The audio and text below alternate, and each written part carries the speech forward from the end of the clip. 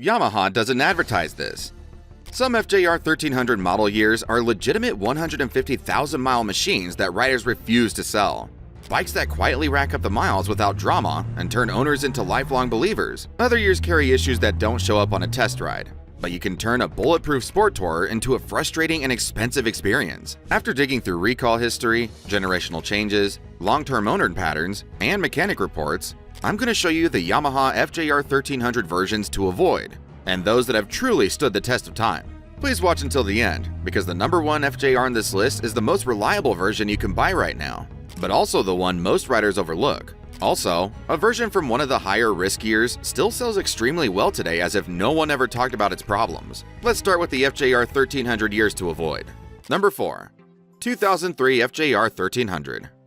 The 2003 FJR1300 wasn't just a new model. It was Yamaha's declaration that it could challenge European sport touring dominance head-on. And in many ways, it succeeded. But first-year motorcycles almost always reveal things that brochures don't mention.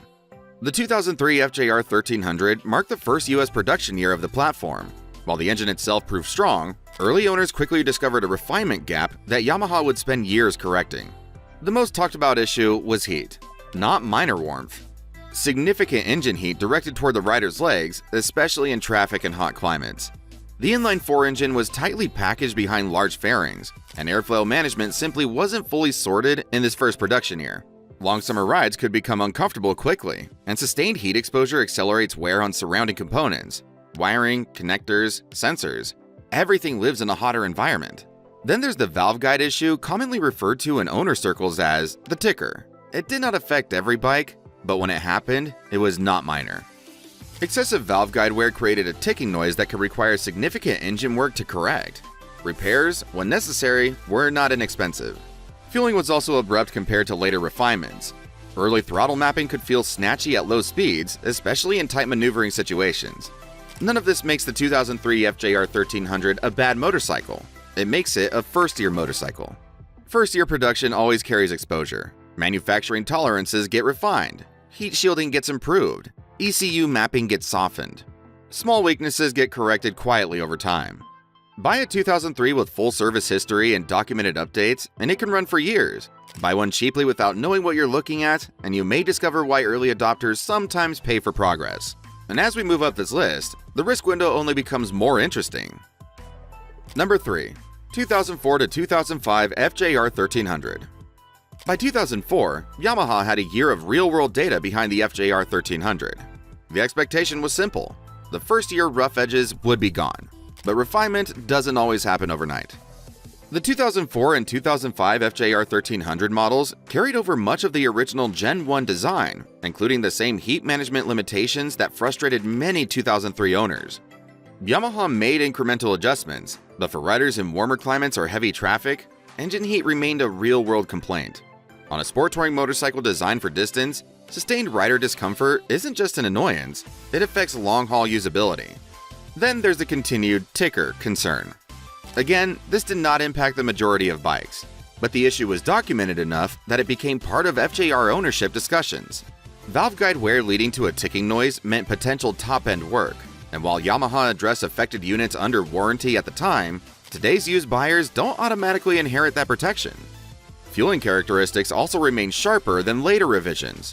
Low-speed throttle modulation could feel abrupt, especially compared to the smoother mapping Yamaha would introduce in future generations. In parking lots and tight turns, that abruptness can feel out of character for a touring machine. The key issue with 2004 to 2005 isn't catastrophic failure. It's that these years sit in the middle of a platform that hasn't fully matured yet. They aren't first-year experimental, but they also don't benefit from the major revisions that came in 2006. That places them in an awkward window. Refined enough to feel established, but not yet corrected in ways later buyers would appreciate. Buy one that's maintained properly and it can still deliver huge mileage. But if you're shopping strictly for the most polished version of the Gen 1 platform, these years are not the final evolution. And now we're about to hit the first major redesign year, and that's where exposure tends to spike. If you've owned a 2004 or 2005 FJR, I want to hear from you. Drop the year and your mileage in the comments. Has it been bulletproof? Or did you deal with heat or valve issues? Real owner experience is what helps other riders make smart decisions. Now, let's move into the first major redesign year. Number 2. 2006 FJR1300. The 2006 FJR1300 wasn't a minor update. It was Yamaha's answer to every complaint the first generation received.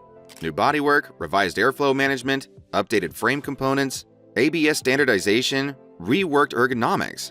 On paper, this was the fix, and in many ways, it was. But major redesign years carry a different kind of risk. The 2006 model marked the launch of the second generation platform, and while Yamaha improved heat management significantly compared to the Gen 1, it introduced new complexity in the process. Airflow changes helped rider comfort, but packaging revisions meant new routing for wiring, connectors, and cooling components. Anytime a manufacturer re-engineers core systems, early production tolerances get tested in the real world. Throttle behavior also changed. Yamaha revised the fuel mapping, but some riders reported abrupt off-idle response and driveline lash that felt sharper than expected for a long-distance machine. It wasn't a failure, it was a refinement curve. Then there's the electrical evolution. As systems expanded and ABS became standard, diagnostic complexity increased compared to earlier years. More components mean more potential failure points, especially as bikes age. None of this makes the 2006 FJR1300 unreliable. In fact, many owners consider it a major step forward. But it remains a first-year redesign, and first-year redesigns are where small production inconsistencies surface before long-term data corrects them. If you buy a 2006 with complete service records and proper maintenance history, it can easily run deep into six-figure mileage. But if you're shopping for the most mature version of the second generation, later years benefited from quiet improvements that only come after time exposes weakness. And now we move into the most controversial year on this list, because the final avoid year isn't about heat, it's about complexity. Number 1. 2016 FJR1300. History has a pattern, and 2016 followed it. Yamaha didn't tweak the FJR1300 in 2016.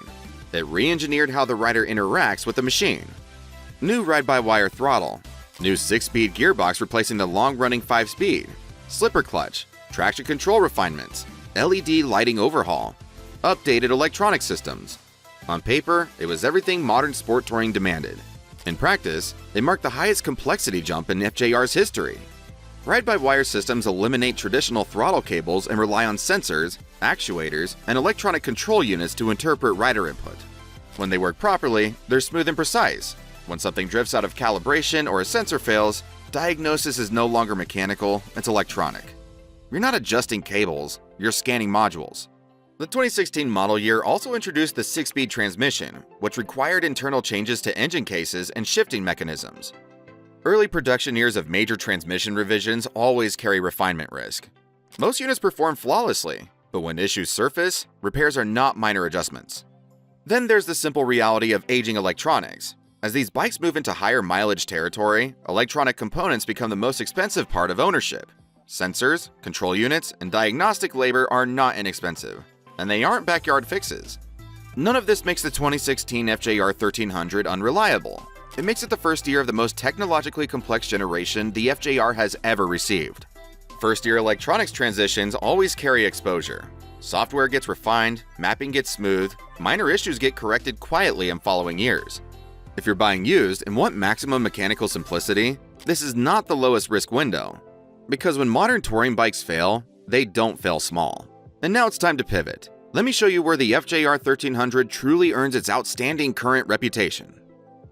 Number 5. 2007 to 2009 FJR1300. Gen 2 Early Refinement Window. This is where the FJR1300 starts becoming the motorcycle people talk about when they say they just run forever. By 2007, Yamaha had real-world miles behind the second generation redesign. The 2006 launch year had revealed what needed smoothing, and quiet refinements began taking effect. Heat management was improved compared to Gen 1, airflow routing was better understood, and fueling behavior settled into something far more predictable. The 1298cc inline-4 in these years is not a high-strung engine. It produces strong, smooth power without chasing extreme output numbers. That matters. Engines that aren't constantly operating near their limits tend to last longer. Internal components aren't being stressed for marketing purposes. They're built for sustained highway work, which is exactly what this bike was designed to do. The 5-speed transmission remained in place during these years, and that simplicity works in their favor. Fewer internal changes means fewer variables. Clutch systems are conventional. Throttle control is cable operated. Diagnostics are mechanical before they're electronic. That kind of architecture ages well. Owners routinely report high mileage examples crossing well into six figures with nothing more than routine maintenance, valve checks, fluid changes, basic care. The platform isn't fragile, and it doesn't rely on layered electronics to deliver its experience. Another advantage is maturity without overcomplexity.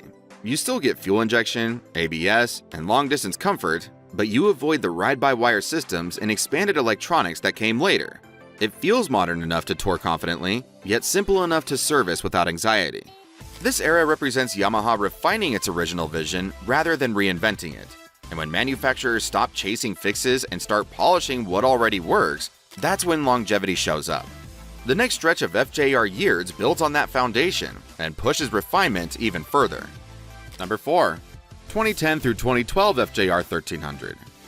By 2010, the FJR1300 was no longer being corrected. It was being perfected. This stretch represents the late-stage maturity of the second generation, where Yamaha had already addressed the early heat complaints, refined throttle mapping, and stabilized production tolerances. What remained was a platform that had proven itself in the real world. The 1298cc inline-4 in these years feels settled, smooth at highway speed, strong when passing, relaxed at cruise. It's an engine that spends most of its life below its stress ceiling, and that's the key ingredient in longevity. Touring motorcycles that operate comfortably within their mechanical limits tend to accumulate mileage without internal drama. Heat management, once a defining complaint of early FJR years, was largely sorted here. Airflow revisions and bodywork refinements made long summer rides far more manageable. That matters because sustained excessive heat doesn't just affect rider comfort, it affects component lifespan. These years also benefit from mechanical simplicity compared to what would follow. Cable-operated throttle, conventional transmission, proven ABS system, no ride-by-wire layers, no expanded electronic intervention. Diagnosis remains straightforward. Maintenance remains predictable. Owners of 2010 through 2012 bikes regularly report mileage figures well into 6 digits with routine servicing. Valve checks are part of ownership, but catastrophic engine failures are rare when maintenance schedules are followed. The shaft drive system continues to be one of the quiet heroes of the platform. Low daily maintenance, consistent power delivery, and long-term durability. What makes this era stand out isn't excitement, it's consistency. This is what a fully sorted sport touring platform feels like when the manufacturer stops redesigning and starts refining. And as strong as this window is, the next era builds on it, modernizing carefully without breaking what already worked. Number 3. 2013 through 2015 FJR1300. Gen 3 introduction, pre-transmission overhaul. By 2013, Yamaha introduced the third generation of the FJR1300. But this time, it didn't tear the bike apart, it evolved it. The updates were meaningful: revised bodywork, improved suspension options, cruise control, updated instrumentation, but the core mechanical architecture remained familiar. The 1298cc inline-4 stayed fundamentally the same. The 5-speed transmission carried over, the throttle remained cable-operated. Yamaha modernized the experience without radically increasing mechanical complexity. That matters. Because when manufacturers update around a proven engine and drivetrain instead of redesigning them entirely, reliability tends to remain stable. Heat management saw further refinement during this period. Earlier complaints had largely been engineered out, and airflow improvements continued to make long-distance riding more comfortable. Cooling systems were understood by this point. Production tolerances were mature. Nothing about this platform was experimental anymore. The electronics introduced during these years, traction control and cruise control, were relatively conservative compared to the ride-by-wire overhaul that would follow in 2016. Systems were layered into a proven base rather than replacing it entirely. That distinction is important for long-term ownership. Add-on systems are typically easier to isolate and diagnose than fully integrated electronic control revisions. Owners of 2013 to 2015 FJRs frequently report extremely high mileage with routine service and minimal drama. Valve checks remain part of the equation. Fluids and shaft drive maintenance remain standard, but major internal failures are rare when bikes are cared for properly. This era represents a careful modernization of a mature platform. You get contemporary touring features, you get improved comfort, you get refined electronics, but you don't yet inherit the full complexity jump that came in 2016. And that balance, modern enough but not overcomplicated, is exactly why these years are considered a sweet spot by many long-term FJR owners. Now we're down to the final two, and this is where the FJR1300 becomes almost impossible to argue against. Number 2. 2017 through 2019 FJR1300. By 2017, the FJR1300 wasn't being refined anymore. It was settled. The 2016 overhaul introduced ride-by-wire throttle, the 6-speed transmission, slipper clutch, and expanded electronic system.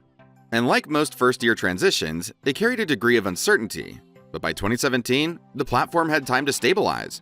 Early mapping quirks were smoothed, software updates filtered through the system, production inconsistencies were corrected. What remained was a fully modernized FJR built on more than a decade of mechanical history. The 1298cc inline-4 was unchanged at its core, and that's a strength. Yamaha didn't chase new displacement or radical internal redesigns. The engine remained under stress, tuned for sustained highway work rather than peak numbers. That kind of restraint shows up in longevity. Engines that aren't pushed to the edge tend to accumulate mileage quietly. The 6-speed transmission, once new territory, proved durable in real-world use. The ride-by-wire system, now past its launch year, behaved predictably. Electronics were no longer experimental. They were integrated and understood. Heat management had long been sorted by this stage. Cooling systems were mature. Airflow routing was proven. Long-distance comfort matched the mechanical confidence underneath it. Owners of 2017 to 2019 models regularly report high mileage with routine maintenance and minimal drama. Valve inspections, fluids, shaft drive servicing, the fundamentals remain. But catastrophic mechanical surprises are uncommon when these bikes are maintained properly. This era represents the FJR fully grown up, modern enough to feel current, refined enough to feel safe, proven enough to trust. Number 1. 2010 to 2015 FJR 1300, the proving core years. If you ask longtime FJR owners which years they trust without hesitation, this is the window that keeps coming up. By the early 2010s, the FJR 1300 platform had already survived its early heat complaints, its refinement learning curve, and its redesign phase. What remained was a motorcycle that had settled into its mechanical identity. The 1298cc inline-4 in these years is one of Yamaha's most proven engines. It produces strong linear power without chasing extreme horsepower numbers. That matters because durability is rarely about peak performance. It's about operating comfortably within design limits.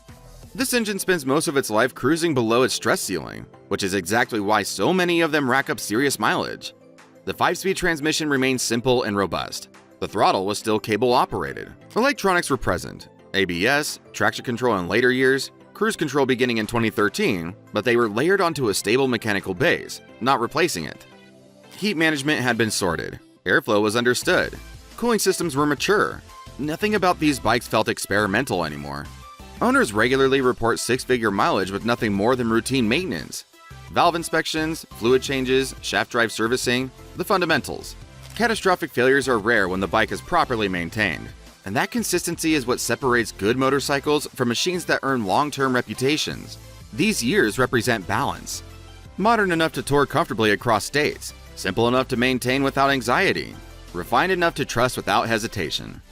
This is the stretch of production that cemented FJR 1300's legacy as one of the most durable sport touring motorcycles of its era.